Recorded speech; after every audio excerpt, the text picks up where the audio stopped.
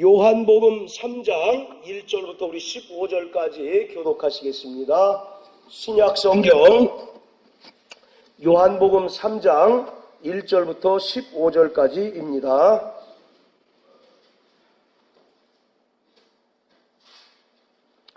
바리새인 중에 니고데모라 하는 사람이 있으니 유대인의 관원이라.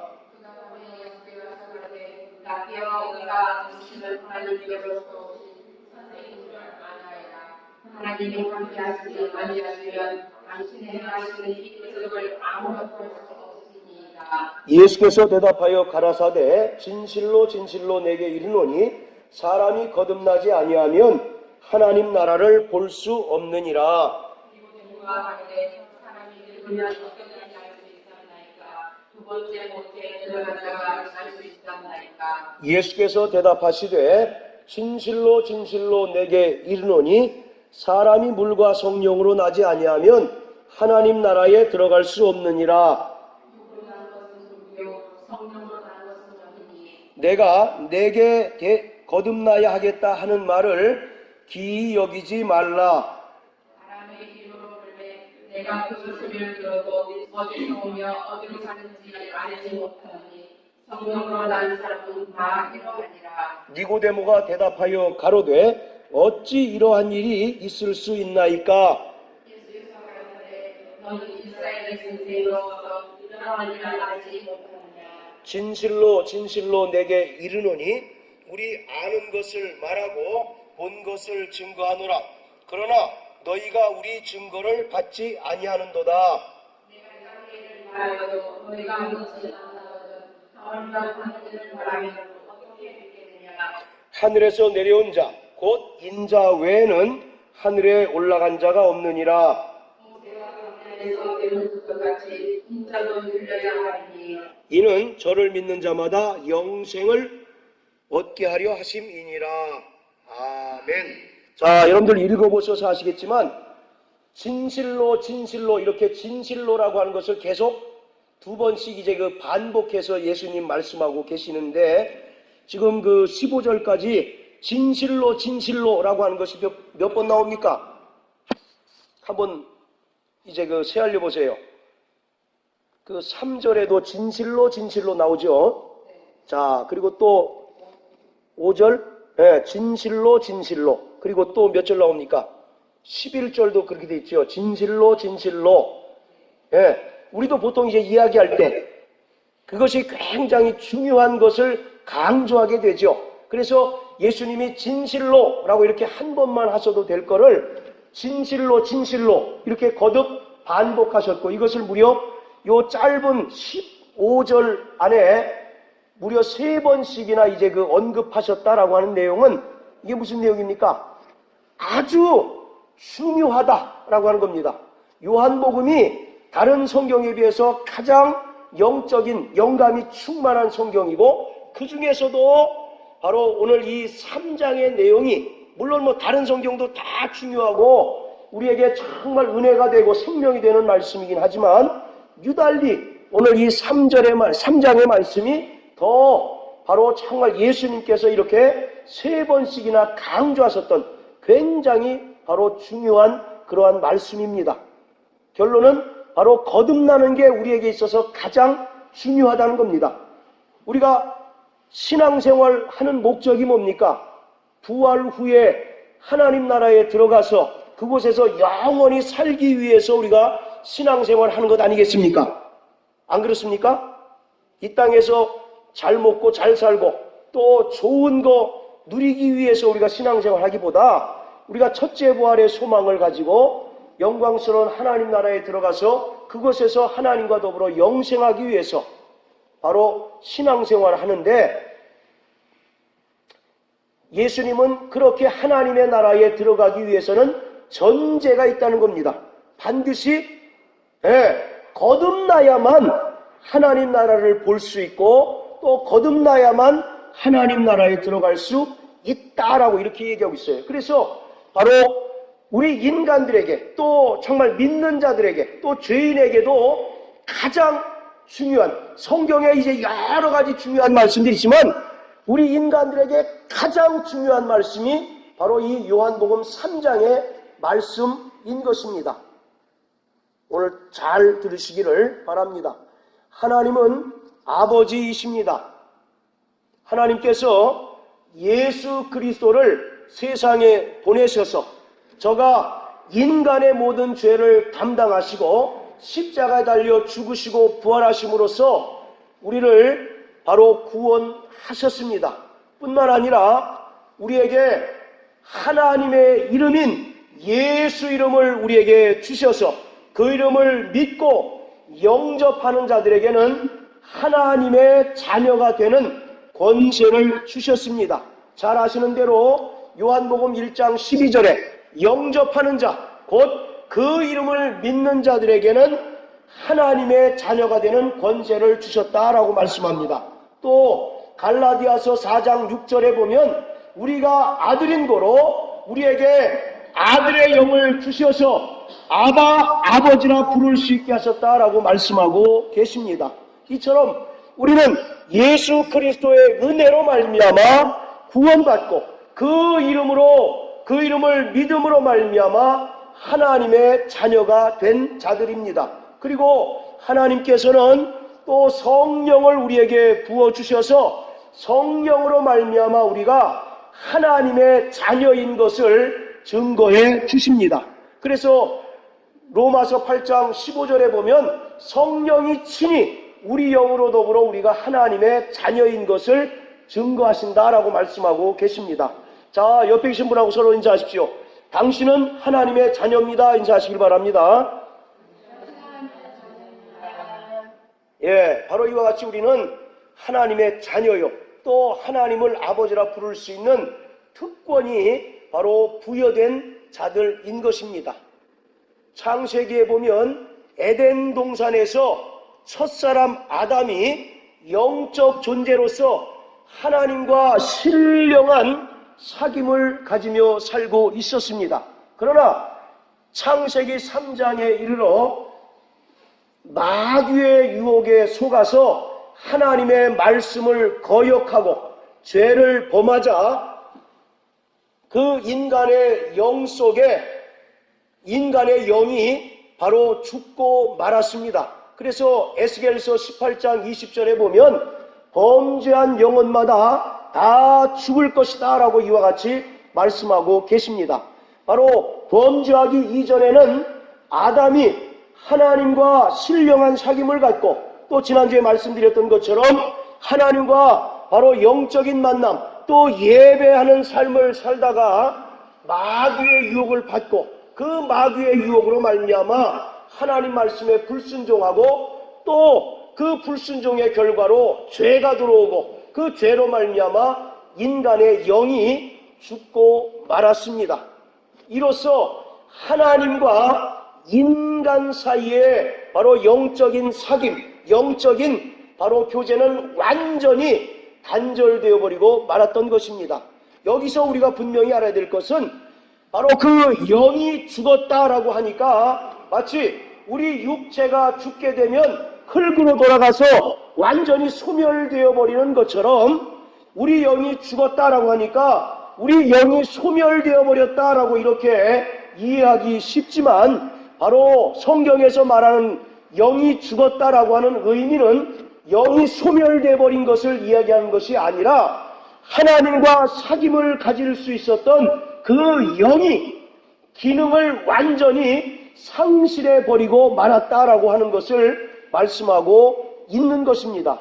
이 세상에 얼마나 많은 사람들이 있습니까? 이 많은 사람들이 영적 생활을 할 수 없는 근본적인 까닭은 그들의 영이 이미 죄로 말미암아 죽었기 때문인 것입니다. 이 하나님의 말씀에는 바로 하나님의 생명과 은혜가 충만합니다. 그래서 우리가 하나님의 말씀을 상고하고 또 하나님의 말씀을 들음으로 생명을 얻기도 하고 또 이 말씀을 통해서도 바로 우리가 은혜를 받기도 합니다. 그러나 이미 그 영이 죽어버린 자들은 아무리 하나님의 말씀을 들어도 또 아무리 하나님의 말씀을 읽는다 할지라도 그 말씀을 통해서 하나님의 생명과 은혜를 받지 못하고 여전히 땅의 일을 생각하고 땅의 일에 몰입한 채로 살아가고 있는 것이 바로 현실인 것입니다. 그래서 우리가 바로 레마라고 하는 것과 또 포네라고 하는 것 잘 아시지 않습니까? 하나님의 말씀은 로고스인 것입니다. 근데 그 로고스의 말씀이 바로 우리 영혼을 움직이고 또 우리 영혼을 변화시킬 때 바로 그것을 성경은 레마라고 이와 같이 얘기합니다. 누가복음 24장에 보면 성경을 풀어주실 때 우리 마음이 뜨겁지 아니하더냐라고 하신 것처럼 오늘 우리가 하나님의 말씀을 들었을 때 그 말씀이 나의 심령과 골수를 찔러 쪼개는 말씀이라고 한다면 그 말씀이 우리에게 영이요 생명인 말씀이 된 것이에요. 그렇지만 우리가 똑같은 하나님의 말씀을 듣는다 할지라도 그냥 하나의 바람 소리로 듣게 되면 그것이 내 영혼을 변화시키지 못하고 내 영혼을 살리지 못할 뿐만 아니라 내 영혼에 조금의 유익도 되지 못하는 하나의 바람 소리에 불과하다라고 하는 것을 우리가 깨달을 수가 있는 거예요. 그래서 오늘 우리가 정말로 영적인 삶을 살고 있는가라고 한 것을 우리가 점검해 볼 수 있는 중요한 방법이 뭐냐면 내가 하나님의 말씀을 읽을 때 그 말씀이 살아 움직이는 하나님의 말씀으로 들리고 받아지는가? 그렇다면 그 사람은 영이 건강한 사람입니다. 그러나 반대로 아무리 하나님의 말씀을 읽어도 까만 건 글씨고 하얀 건 종이다 이렇게 이제 받아들이고 또 이렇게 느껴지는 사람은 영혼에 큰 중병이 걸린 사람인 것입니다. 한번 여러분들 여러분들의 상태를 점검해 보십시오. 오늘 이와 같이 바로 정말 세상 사람들은 그 이미 영이 죽었기 때문에 하나님의 말씀을 듣고도 그 말씀에 반응하지 못하고 하나님의 말씀을 듣고도 그 말씀이 내게 영이요 생명이 되지 못하는 까닭은 그 영이 바로 죽었기 때문인 것입니다. 그러나 감사하게도 오늘 저와 여러분들은 예수 그리스도의 그 은혜로 말미암아 죄에서 구원받았고 뿐만 아니라 그가 죽으시고 부활하신 후에 약속하신 성령을 통해서 거듭나서 하나님의 자녀가 되었습니다. 할렐루야. 자, 오늘 바로 5절 우리 다시 한번 읽으십시오. 3장 5절 다 같이 읽습니다. 시작.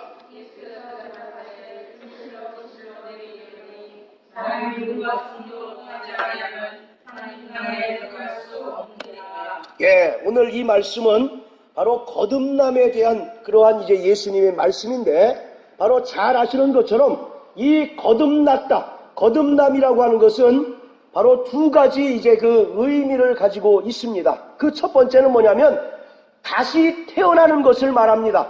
그래서 영어로 born again 이렇게 이제 그 번역하고 있습니다. 그래서 바로 거듭났다라고 하는 말은 다시 태어났다라고 하는 그러한 첫 번째 의미를 가지고 있고 또 하나 두 번째 의미는 뭐냐면 위로부터 났다라고 하는 그런 의미가 있습니다.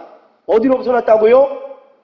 네, 바로 위로부터 또 영으로부터 났다라고 하는 이러한 두 가지 의미를 가지고 있어요. 자, 그런데 오늘 예수님께서 이 니고데모와의 대화 가운데 거듭남의 진리를 이야기하고 있는데 그 바로 예수님께서 니고데모와 대화를 하시는 이때가 바로 이스라엘의 절기 가운데 바로 유월절에 해당되는 절기입니다.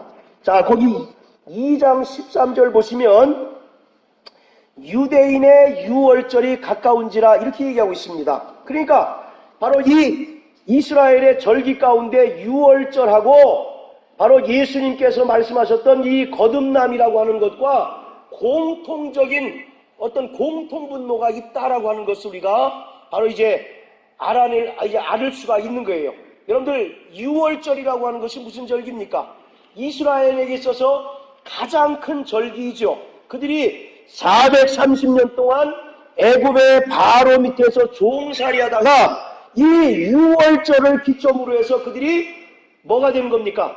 하나님의 백성이고 하나님의 선민으로 자유를 맛보는 바로 그러한 날이 바로 6월절 아니겠습니까? 그래서 이 6월절이라고 하는 것 자체가 이스라엘에 있어서 민족적으로 또 국가적으로 정체성을 가지고 새롭게 탄생한 것을 기념하는 가장 큰 명절이고 가장 큰 절기 중에 하나가 바로 6월절이에요. 자, 보세요. 그들이 6월절 전에 그들의 신분이 뭐였습니까? 6월절 출애굽하기 전에 그들의 신분이 뭐였어요? 노예죠. 바로 애굽왕 바로의 밑에서 바로 종생활하던 그런 이제 자들이었습니다. 그런데 바로 예수님께서 모세를 통해서 너희는 좌우설주와 인방에 1년 된 어린 양의 피를 바르라. 그리고 이제 날이 이제 새니 너희가 즉시 애굽을 탈출하라고 이제 말씀하고 계세요. 바로 이와 같이 이 출애굽이라고 하는 사건을 기준으로 해서 바로 6월절이라고 하는 사건을 기준으로 해서 그들의 신분이 변화된 것을 얘기하고 있는 겁니다. 그래서 6월절 전에는 그들이 애굽의 그 바로 밑에서 종생활, 노예 생활하던 그러한 신분이었는데 그들이 이제 6월절을 기점으로 해서 바로 새롭게 변화를 받게 됩니다. 그래서 그들이 더 이상 노예가 아니라 자유자로서 하나님의 백성이고 또 하나님의 선택받은 민족으로 새롭게 탄생하고 또 새롭게 변화되는 그 중요한 시점이 바로 6월절이거든요. 그래서 예수님께서는 그 배경을 아는 니고데모에게 이 거듭남에 대한 진리를 바로 6월절에 설명하고 있는 겁니다. 그러니까 이 6월절과 거듭남의 공통분모는 뭐냐면 새로운 탄생을 얘기하고 있는 겁니다. 그리고 새로운 변화를 얘기하고 있는 거예요. 6월절을 통해서 유대인들이 종에서 이제 자유자로 변화된 것처럼 바로 이 거듭남을 통해서 우리의 신분이 본질상 진노의 자녀에서 이제 하나님의 자녀로 새롭게 탄생하고 새롭게 변화된다라고 하는 그러한 공통점이 있기 때문에 예수님께서 6월절을 맞이해서 니고데모에게 거듭남에 대해서 이제 설명하고 있는 것입니다. 자, 그리고 또 5절에 보면 바로 물과 성령으로 거듭난다라고 이렇게 얘기합니다. 자, 그런데 우리가 보통 이제 지금까지는 이 물이라고 하는 것을 어떤 의미로 우리가 이제 이해하고 또 들었습니까? 물. 그럼 보통 침례. 그렇게 이제 들으셨죠? 베드로전서 3장에 물은 곧 침례라 라고 하는 그 말씀을 근거로 해서 바로 이 물이라고 하는 것이 침례다. 그래서 우리가 침례받고 성령을 받으면 거듭난다 라고 이렇게 이제 이해하고 있는데, 그리고 또 어떤 사람은 이 물이라고 하는 것을 또 어떻게 이제 해석하는 사람이 있느냐면, 여러분들 여자분들이 10달 동안 애를 임신하면 배에 뭐가 찹니까? 양수가 차죠. 그래서 이 물이라고 하는 것을 엄마 뱃속에 있는 양수라고 이렇게 이제 해석하는 사람들이 있어요. 그래서 그 사람들의 그 주장에 의하면 사람은 2번 태어나는 존재다.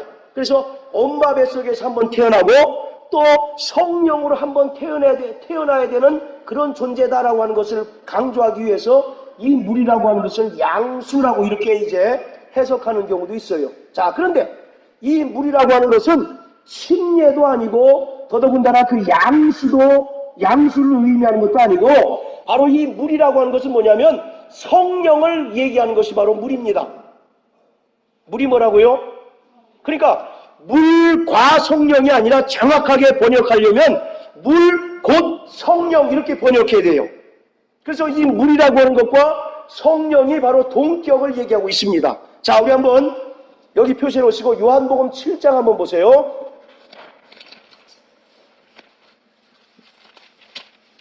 자, 요한복음 7장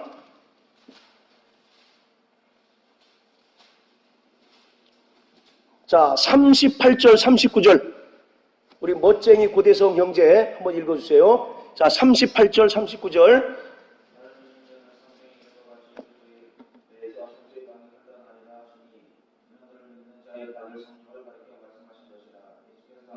네, 됐습니다. 자, 39절 보면 이는 그를 믿는 자에 받을 성령을 가리켜 말씀하셨다. 이렇게 얘기하고 있습니다. 자, 그런데 그 위에 예수님께서 뭐에 대해서 지금 이야기하고 있습니까?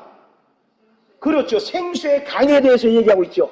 그러니까 이 39절에 바로 성령을 38절에는 지금 뭘로 예수님께서 설명하고 있겠습니까? 그렇죠. 생수의 강. 그래서 바로 이 성령이라고 하는 것을 특히 이 사도 요한은 물로서 설명하는 경우가 굉장히 많습니다. 자, 또 고린도전서 2장 한번 다 같이 보십니다. 고린도전서 12장.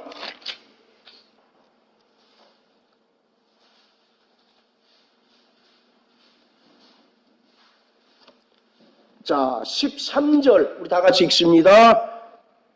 고린도전서 12장 13절 시작. 침례를 받아 한 몸이 되었고 또 다 한 성령을 마시게 하셨느냐. 다시 한번 시작.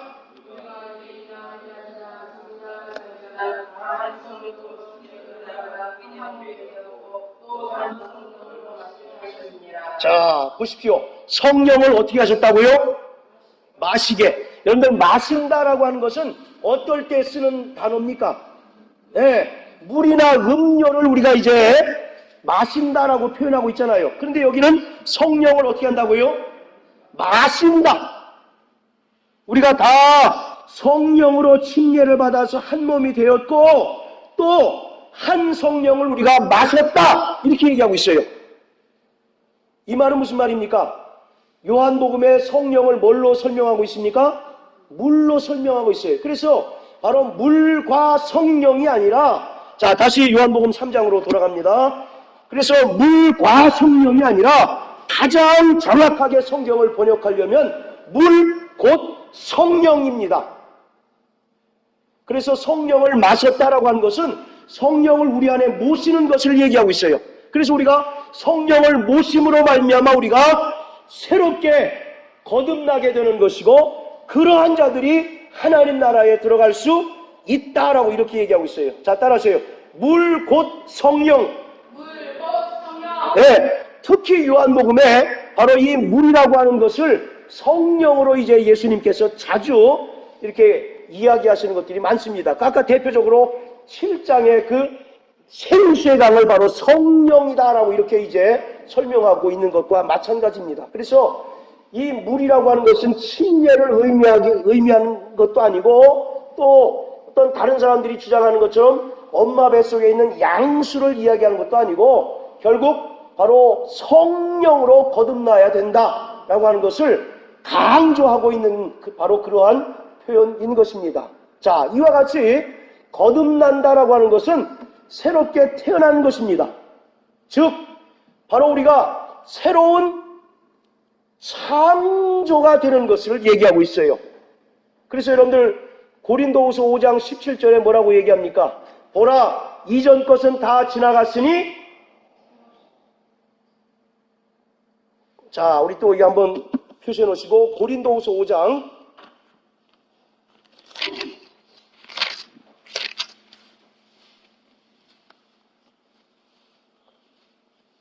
자 17절 우리 대성 형제 한번 또 읽어주세요.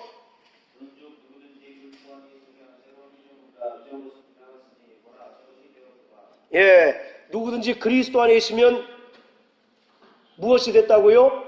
새로운 피조물. 예, 이와 같이 오늘 거듭난다라고 하는 것은 새롭게 태어난 것을 얘기합니다. 그리고 성경에서 이야기하는 것처럼 새롭게 창조된 것을 말하고 있는 거예요. 이것은 인간이 자연 과정을 통해서 새롭게 태어난 것을 말하는 것이 아니라 성령에 의하여 새롭게 창조되는 것을 말하고 있는 것입니다.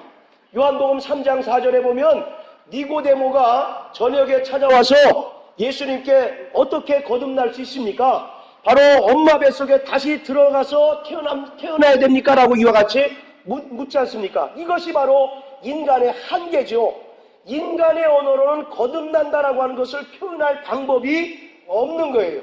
그래서 성경은 너희가 바로 성령에 의하여 새롭게 탄생하고 너희가 성령에 의하여 새로운 피조물이 되는 것이 거듭나는 것이다 라고 이와 같이 우리에게 정확하게 설명하고 있는 것입니다.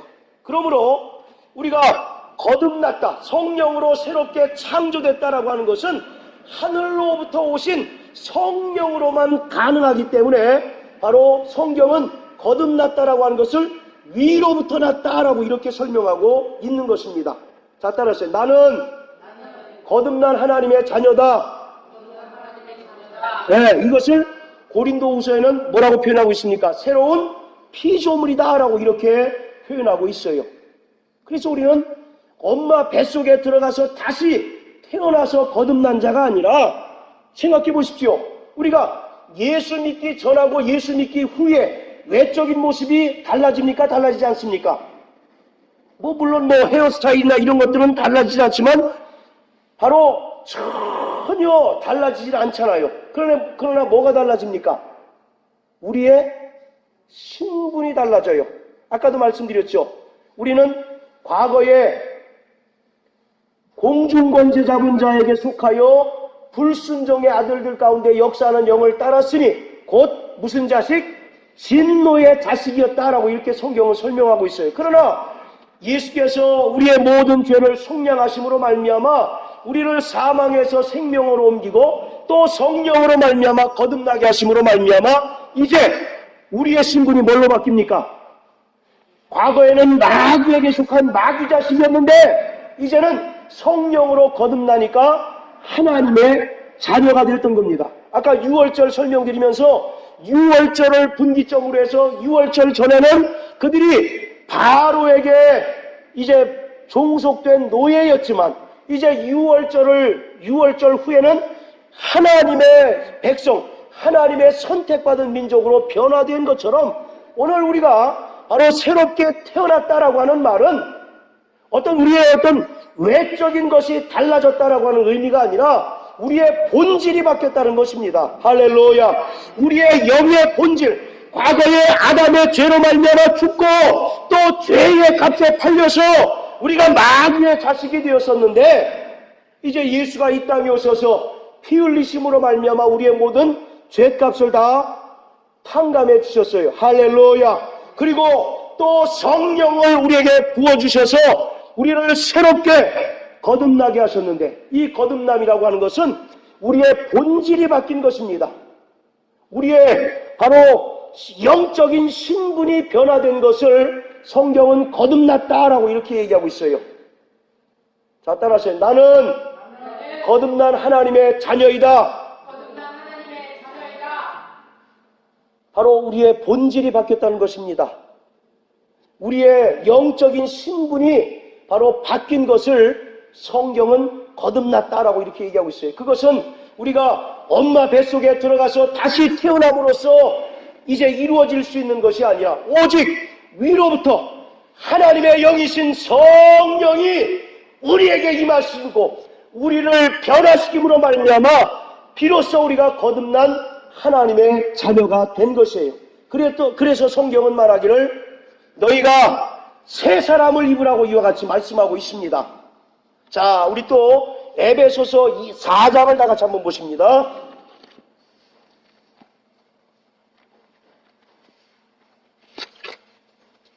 자, 에베소서 4장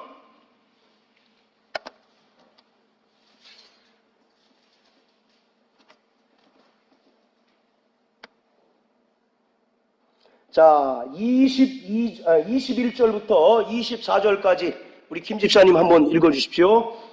진리가 예수 안에 있는 것 같이 너희가 과연 그에게 죽었고 또한 그 안에서 가르침을 받았는데 너희 이웃의 욕심을 따라 썩어져가는 구속을 돌려 내 사람을 벗어버리고 오직 심령으로 새롭게 되어 하나님을 따라 의와 진리의 거룩함으로 지으심을 받은 새 사람을 입으라. 자, 24절 다 같이 시작. 하나님을 따라 의와 진리의 거룩함으로 지으심을 받은 새 사람을 입으라. 예, 여기도 그 지으심을 받은 새 사람 이렇게 얘기합니다. 지으셨다는 게 뭐예요? 창조를 뜻합니다. 그래서 우리는 성령에 의하여 새롭게 창조된 새 사람이다 라고 이렇게 성경은 우리 성도들을 성도들의 그 영적 신분을 정의하고 있는 겁니다. 자, 아까도 우리 고린도후서 5장 17절에 새로운 피조물 그렇게 말씀하죠. 또 오늘 이 에베소서 4장도 새롭게 또 새 사람을 입어라 이렇게 얘기합니다. 바로 여기서 새롭다라고 하는 말은 본질이 변화된 것을 이야기하고 있어요. 자, 또 이 단어가 어디에 쓰이느냐면 여러분들 계시록 21장에 보면 모든 것이 다 사라지고 나서 뭐가 이제 드러납니까? 새 하늘과 새 땅 그러죠. 바로 그 새라고 하는 단어하고 여기 새 사람 할 때 그 새롭다라고 하는 단어가 똑같은 단어가 쓰였는데 여기서 새롭다라고 하는 말은 본질이 바뀐 것을 얘기합니다. 여러분들 새 하늘과 새 땅은 물질계입니까? 영계입니까? 물질계죠. 여전히 물질계예요, 영계예요? 영계죠. 모든 것이 다 바로 체질이 불에 타서 다 사라진 이후에 믿는 자들을 위하여 새 하늘과 새 땅이 딱 드러나지 않습니까? 바로 그와 같이 새 하늘이라고 하는 말은 물질과 전혀 그 본질이 다른 영적인 세계다라고 하는 그런 의미가 있는 거예요. 그래서 우리가 바로 새로운 피조물, 또 너희가 새롭게 되어서 새 사람을 입으라 라고 할 때 이 새롭다라고 하는 말은 우리 어떤 겉껍데기가 달라졌다라고 하는 그런 의미가 아니라 우리의 본질 자체가 바뀐 겁니다. 할렐루야. 우리의 본질 자체가 과거의 본질상 진노의 자녀에서 이제 하나님의 자녀로, 또 우리의 영적인 신분이 순간적으로 변화된 것을 바로 성경은 새 사람이다 라고 이렇게 이야기하고 있습니다. 또 새로운 피조물이다 라고 이렇게 얘기하고 있어요. 그리고 이렇게 새롭게 변화된 자들이 어디에 갈 수 있습니까? 새 하늘과 새 땅에 들어갈 수 있다라고 이렇게 성경은 얘기하고 있어요. 오늘 이와 같이 성령으로 거듭난 자가 하나님 나라에 들어갈 수 있습니다. 거듭나지 아니하고서는 절대로 들어갈 수 없는 곳이 바로 새 하늘과 새 땅이에요. 오늘 분명히 우리가 알아야 될 것은 이 예수님께서 말씀하셨던 거듭남의 진리라고 하는 것은 어느 날 우연히 발생한 사건이 아니라 이미 하나님께서 구약의 선지자와 예언자들을 통하여 예언하셨던 것이 그대로 성취된 사건이 바로 이 거듭남의 사건인 것입니다.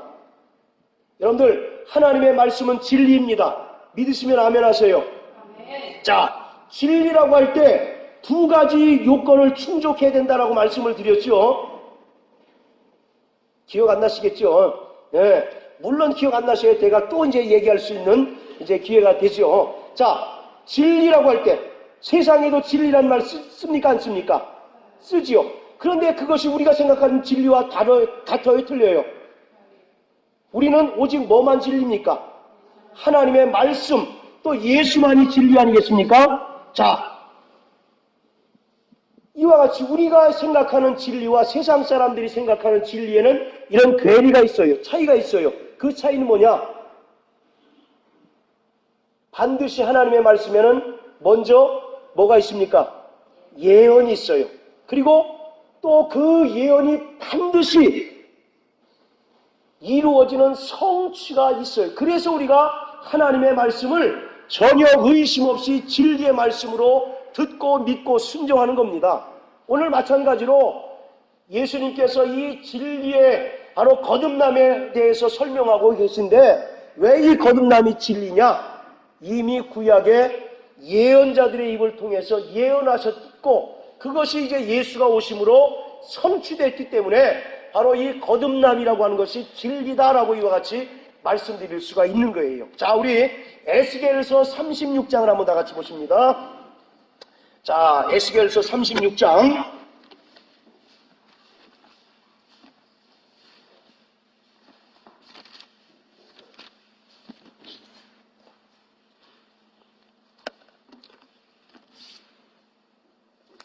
자, 25절부터 27절까지 우리 다 같이 읽습니다.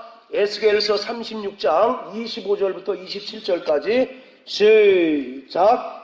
맑은 물로 너희에게 뿌려서 너희의 것을 하되 곧 너희 모든 더러운 것에서와 모든 우상을 섬김에서 너희를 정결케 할 것이며 또 새 영을 너희 속에 두고 새 마음을 너희에게 주되 너희 육신에서 굳은 마음을 제하고 부드러운 마음을 줄 것이며 또 우리의 신을 너희 속에 부어 너희로 내 윤례를 행하게 하리니 내가 내 윤례를 행하게 하시니라. 예. 자, 먼저 하나님께서 맑은 물로 너희에게 뿌려서 너희를 정결케 한다라고 말씀합니다. 여기서 맑은 물은 예수 그리스도의 피입니다.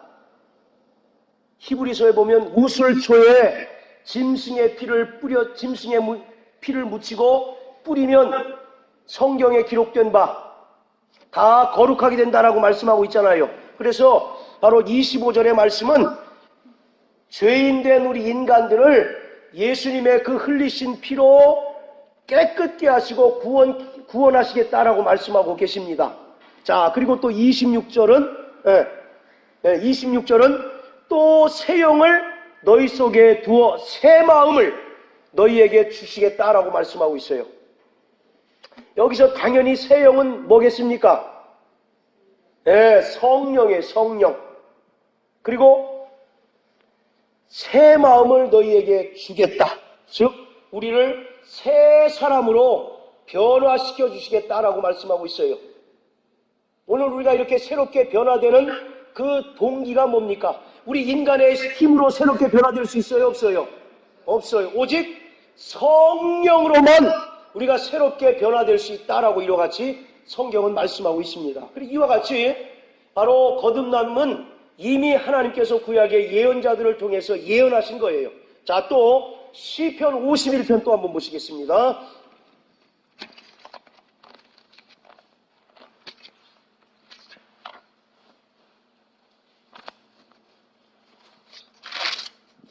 자, 시편 51편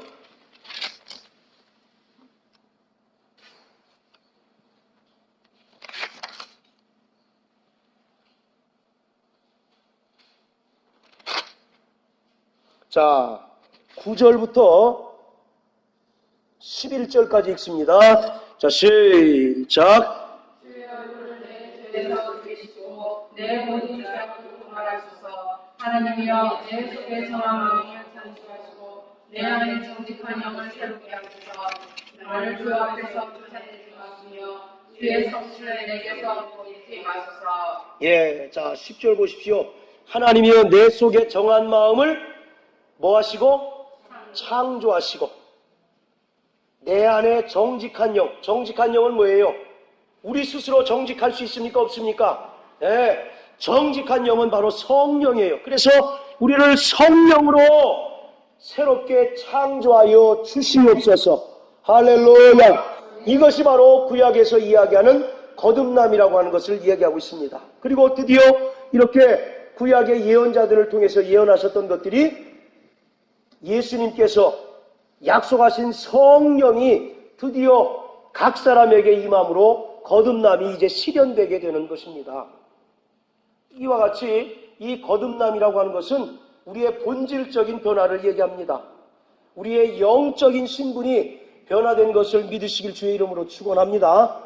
고린도전서 15장 50절에 보면 혈과 육은 하나님의 나라를 유업으로 받을 수 없다라고 말씀합니다. 오직 성령으로 거듭난 자라야 하나님 나라에 들어갈 수 있다라고 이렇게 얘기하고 있어요. 오늘 우리를 위하여 정말 예비하신 바 새 하늘과 새 땅에 누가 들어갈 수 있느냐? 예수의 흘리신 피로 죄사함을 받고 거룩해진 심령 위에 약속하신 성령을 받아서 거듭난 자가 하나님의 나라에 들어갈 수 있고, 또 우리를 위하여 예비하신 바 새 하늘과 새 땅에 들어갈 수 있음을 믿으시길 주의 이름으로 축원합니다. 바로 이처럼 오늘 우리는 성령으로 거듭난 자입니다.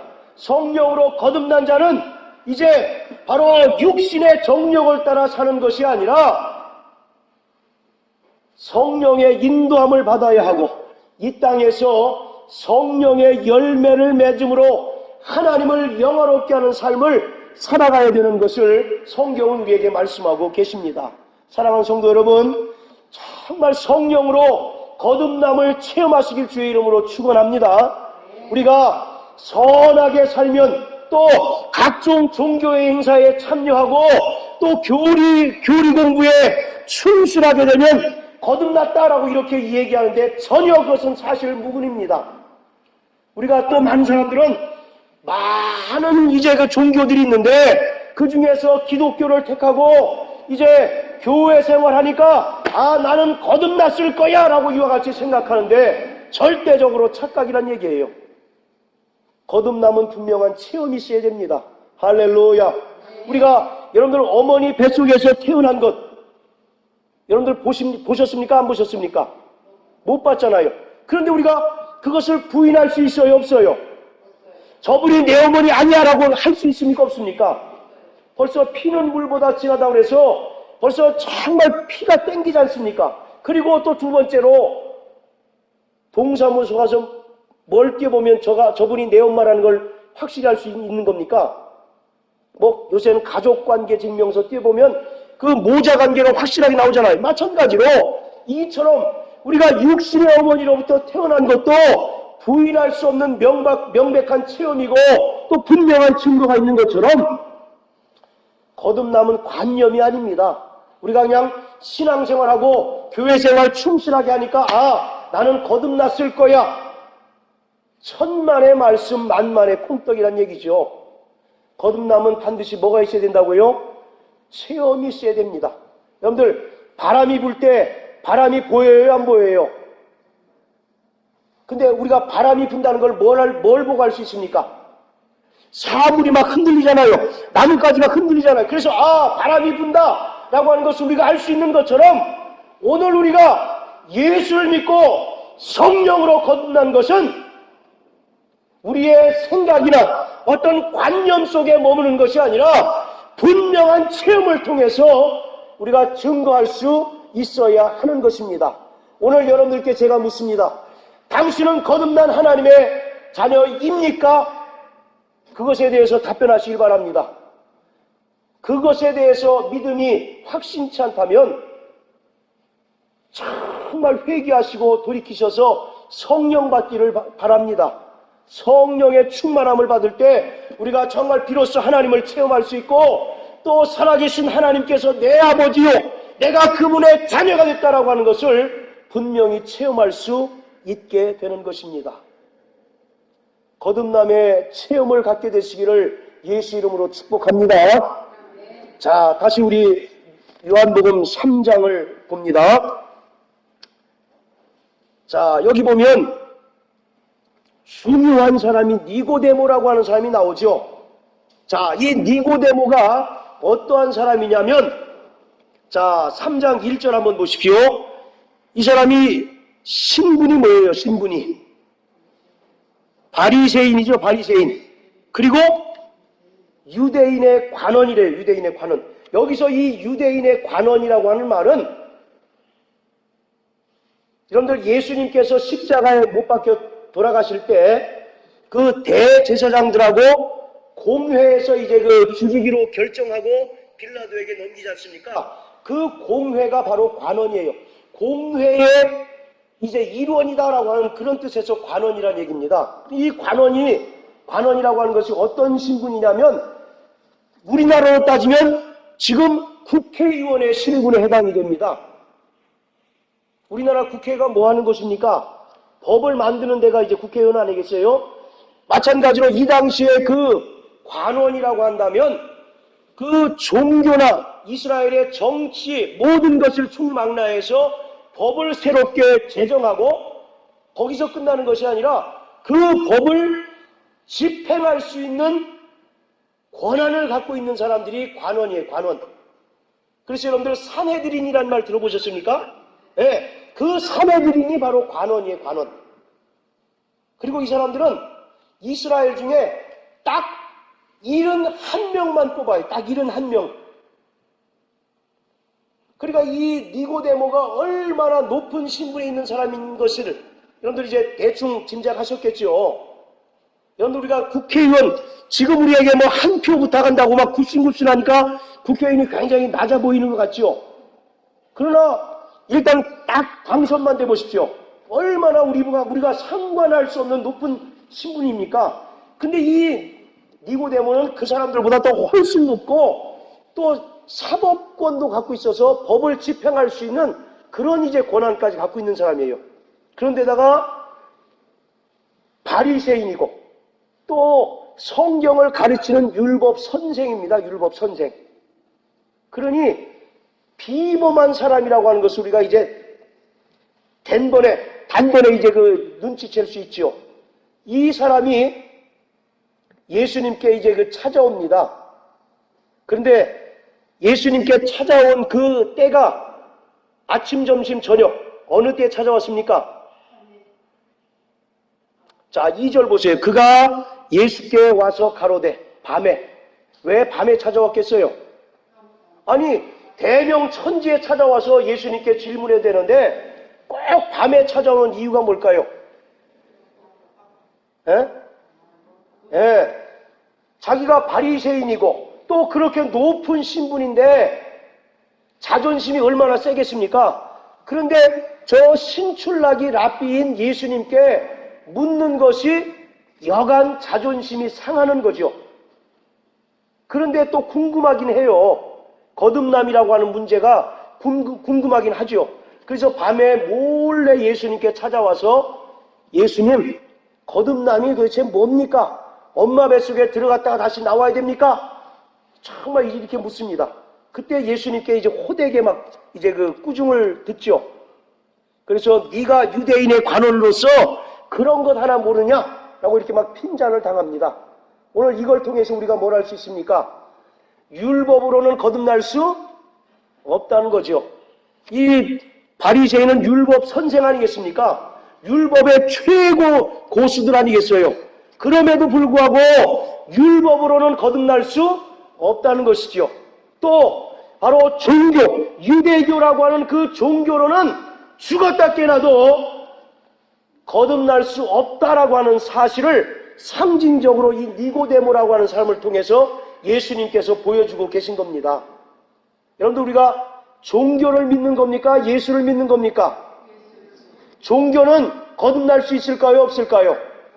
종교는 우리에게 생명을 줄 수 없을 뿐만 아니라 종교는 우리를 거듭나게 할 수 없어요. 그래서 우리가 기독교라고 하는 어떤 종교를 신봉하는 종교를 추종하는 자가 아니라 예수로 말미암아 구원받고 또 성령으로 거듭난 하나님의 자녀인 것을 믿으시길 주의 이름으로 축원합니다. 자, 그런데 여기까지 이제 예수님과 이제 니고데모가 서로 이제 대화를 나누고 이제 헤어집니다. 그런데 또 니고데모가 요한복음 또 어디에 나오느냐면 요한복음 7장 한번 보세요. 7장.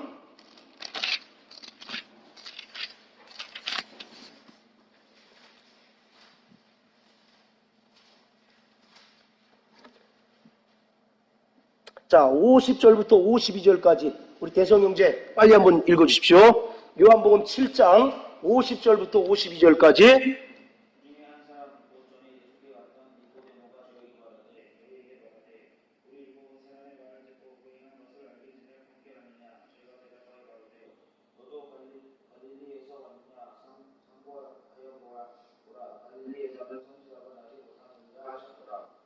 자, 이때 지금 니고데모가 예수님을 어떻게 합니까? 지금 변호해 주죠.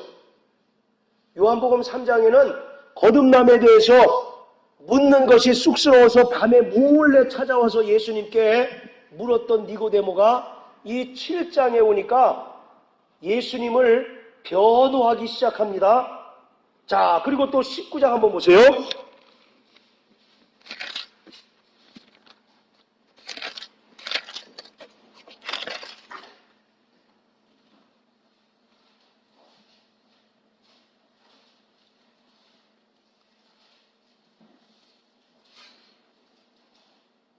자, 거기 또 니고데모 한번 찾아보세요. 니고데모. 39절에 있죠. 39절에. 자, 39절 다 같이 한번 읽어보실까요? 자, 시작.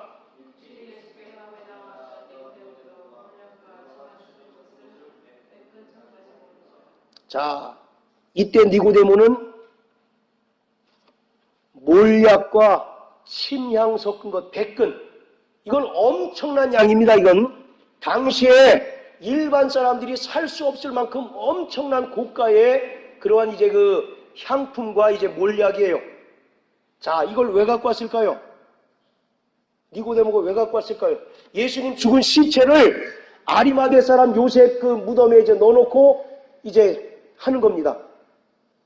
장례 지내려고 그러죠. 부패하는 걸 이제 방지하기 위해서 몰약도 바르고 이제 침향, 향유를 뿌리려고 그럽니다. 이 얘기는 뭐겠어요? 지금 니고데모가 변화된 상태겠습니까? 아니면 여전히 미심쩍은, 거듭남에 대해서 미심쩍은 상태겠습니까? 어떻게 생각하세요? 변화됐습니까? 안 됐습니까? 여러분들 보시기에. 예, 변화 분명히 된 거예요.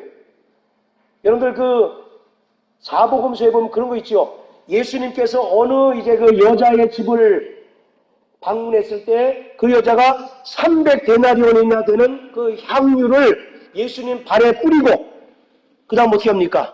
머리로 이제 막 예수님 발을 씻기잖아요. 그때 예수님 굉장히 칭찬하시지 않습니까?